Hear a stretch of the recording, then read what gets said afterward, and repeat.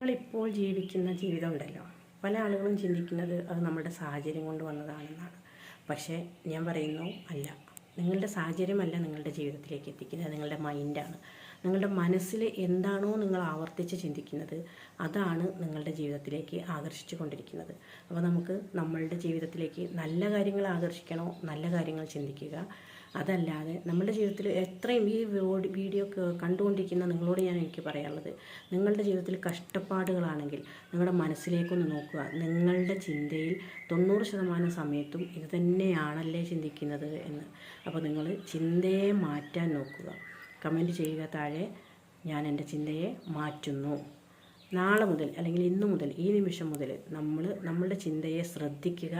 അതിനനുസരിച്ച് നമ്മളുടെ ചിന്തയെ മാറ്റുക.